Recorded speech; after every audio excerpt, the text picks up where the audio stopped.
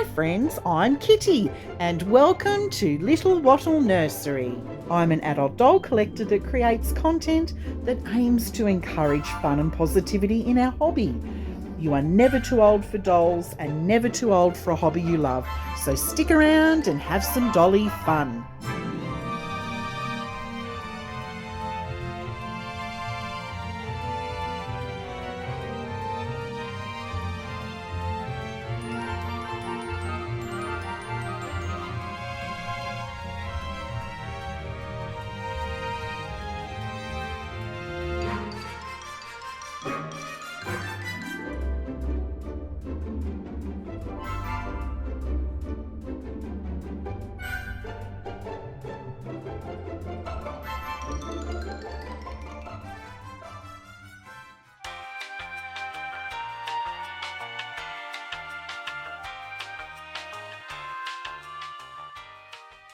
Hi friends, welcome back to Little Wattle Nursery. The autumn school holidays have finally arrived, so I've been offline recently spending some time with my teenage daughter Toddy. So I did not publish a video last Friday for Casual Fun Friday. I do apologise for that. Don't worry, I will play catch up with that soon. But today, let's get on with today. I'm really excited to share a box opening of a rare vintage doll that I've been wanting in my collection for a really long time, for a couple of decades actually. And although this doll was not as popular as others at the time, she is definitely a Grail doll. So she's a vintage doll from the late 1970s, early 1980s. I'm really excited to show it to you. But before I get started, I wanted to do a shout out for Dee from the Baby Patch channel. Dee runs a really fun weekly theme in the adult doll community called Whatever I Want Monday. Every Monday you can showcase or dress your dolls in anything that you want. It's a really fun theme to participate in, and I thought it was totally appropriate for today's box opening because I'm doing whatever I want today. So what I'll do is I'll leave a link down in the description box below to Dee's channel. So please head over to her channel and show your support.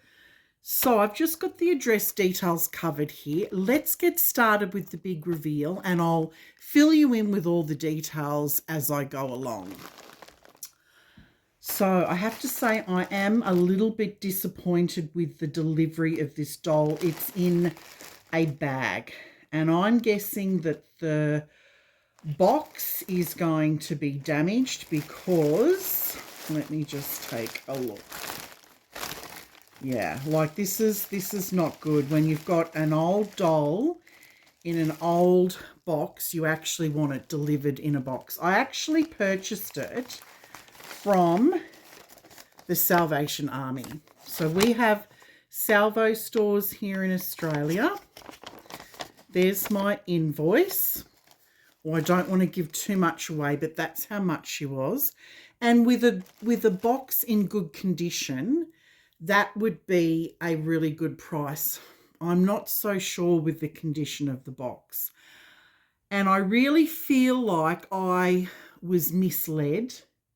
So shame on people at the Salvos for doing that, because I'm going to put up on screen how they pictured the box, and now kind of looking at how things are delivered, and I can see through the box here that there is damage. Some damage has actually occurred in transit, but I think they did conceal some of the damage of the box by just how they photographed it. But the thing is, I wanted the doll. So at the end of the day, did I overpay for it? I don't think I did. But from a resale perspective, I certainly did. So anyway, let's get it out. It's just in this plastic with the bubble wrap. Oh yes, look at this. Oh no. See, that was not photographed. So that damage there to the box was not the case. I couldn't see that in the actual picture that I just put up on screen, and you probably saw the same. So yeah, this box is in really poor condition. I'm not even sure whether I will keep that. I don't know. Oh gosh. And the shoes, oh gosh, they're not in good condition. Okay. Let's proceed. Let's proceed. I might be able to clean those shoes. Who knows? So this is a Matilda doll. And this doll was made by Toll Toys Proprietary Limited in Fitzroy, Victoria, Australia. And you can see that on the back here. That was their address. She's a fully jointed doll, rooted hair, painted eyes, movable head, arms and legs. You couldn't meet a nicer little girl. I'm going to get the camera down and we'll go through some of the details on the box. And then I think I'm actually going to pull the doll out of the box because she's going to need some love. I think she's going to need a little bit of work to bring her back to her former glory, I think. So you can see down here it says Matilda, you couldn't find a nicer little girl. And she really is a sweet little doll, but as I said, I'm concerned about, look at those shoes. They are not in good condition. I have definitely overpaid for this doll, and I'm really disappointed that the Salvation Army didn't put that in the listing. They should have definitely showed that. They have charged too much for this doll, and they've not been honest with the advertisement up on their page. So this Matilda doll, she's a shy little girl with a sideways glance, and she has this bobbed hair. The original was actually made by Pedigree, and I'll chat a little bit more about that later on. But the Matilda doll was famous for, she was always dressed in old-fashioned clothing, and she had pantaloons and a matching hat, and sort of, I guess, similar to like Holly Hobbie. It was an old-fashioned type doll. But let's just turn the box over. There's some really cute things on the back here. So it says, here's a lovely little picture of Matilda, and it says, Matilda always says, please and thank you. #1 in the series, cut out and keep. So they're recommending to children at the time to cut that out and keep it. And it says, Matilda always uses the school crossing, #2 in the series, cut out and keep. And they've got these really cute little pictures of Matilda and this sort of Australiana flora, which is, you know, given that the doll was originally from England, that's interesting how it's now got this very Australian take on it. You can see down here that it's made by Toll Toys. Now, Toll Toys originally began in Australia under the name of Alex Tolmer and Associates Proprietary Limited in the 1950s, and they manufactured and distributed a wide range of licensed and original toys, games and models in Australia and New Zealand over it was a number of decades. It was from the 1950s through to about the 1980s, and then all these toy companies started amalgamating. So the products originated through very well-known toy brands, generally from the US and obviously also from the UK. So brands like General Mills and Parker Brothers and Kenner. And as I said, after a number of changes to the company, this particular company has been operating under Hasbro Australia since 1995. But it's a really cute box. It's a shame it's not in better condition. Oh, look, hang on down here. It says it's made in Hong Kong under the license from Marlowe Toys. So Marlowe Toys is a company in the UK. That would make sense given that the Matilda doll used to be a pedigree doll. So at some point in time, Marlowe must have taken over the license for the doll. But I'm going to very carefully take her out of the box, and I'm just going to see what damage there is. And this is what I find so incredibly frustrating about living here in Australia, is that a lot of dolls have not been well kept. We've got rugged weather here. Dolls are often not well kept, and people here really, I think they struggle to know what things are worth. I think when they think something is old, that it's worth a lot of money, even when it isn't in great condition. I mean, look at that box. That box is not in great condition. And whatever is in that box, see, she's never been pulled from here.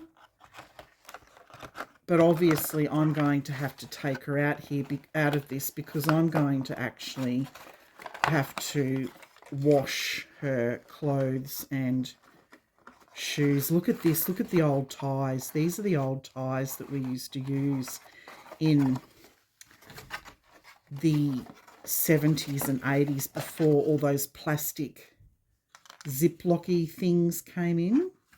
So I'll just keep those. I don't know whether the box is worth keeping. The shoes are horrific. They are absolutely horrific, but they could potentially be cleaned. So they're the little shoes. Now, you won't be able to see it, but it actually says Matilda, made in Hong Kong. Her outfit is quite discoloured, so I'm going to have to be very careful washing that. But other than that, the doll itself seems to be in really good condition. So I think it's quite funny that when Australia licensed or got the licensing arrangements to manufacture this doll, you know, they've put their little take on things with the koala bear. And as I said before, she's in this cute little old-fashioned dress. So it's got a little apron. There's the flowered top with long sleeves and lace. Oh, that's very discoloured at the back. And there underneath you can see those really cute little pantaloons. They're really sweet. Now, the elastic looks like it's going in this hat, and it's, I think, still attached. Oh, is it attached? No. But she still has the plastic on her hair. So her hair would be still in really good nick. So she really is a sweet little dolly. Let me just see whether that easily comes off. Oh, it does. But she's got a little bit of a gap at the back there. All the hair feels a little bit greasy. And that can sometimes happen with dolls made so long ago. But you can see the hat's very discoloured. So I'll have to do some work on her to get her up to speed. I have to say I'm a little bit disappointed with what I paid for her. I would have expected whoever priced this doll at the Salvation Army, they clearly don't know what they're doing. This doll in this condition is not worth that money. Had the dress been in very good condition and the shoes been in good condition and not all this discoloration and damage to the box, it absolutely would have been worth $95. But I honestly think that this doll is probably worth maybe $25 or $30. I think that would be more reasonable. Yeah, her vinyl is sticky, a little bit sticky. but she is a very, very cute doll, and I am happy that she is in my collection, and I will be able to clean her up and she will look really, really sweet when she's finished. There's a lot of discoloration here to this elastic, and I wouldn't be at all surprised when I go to wash that might deteriorate, but it's the shoes. These shoes, I won't be able to find replacements, so I'll have to be really careful about cleaning those because they're plastic. But the doll itself is very, very cute. I absolutely loved these dolls growing up, and you will recall that I recently showed my viewers another vintage Matilda doll in my collection, but that was from Pedigree. I'll just go get that one right now for you. So this is the Matilda doll by Pedigree that I showed my viewers a few weeks ago. So let me tell you a little bit more about Matilda. She was originally made by the Pedigree Doll Company in England, and they first produced the Matilda dolls in 1977 in Hong Kong, but many were dressed and packaged in their Canterbury, Kent factory in England. And this one's like a little dilly bag. It's like a little purse. You open it up and there's this cute little crib. And here's my little Matilda doll here. She's missing her little bow off here. And she's very well played with. This was my first doll where I started to collect. I actually saved up my own money and bought this doll and made the sort of conscious decision that I was going to start collecting dolls. This is what started it all. What's interesting is that she's not greasy where this one is.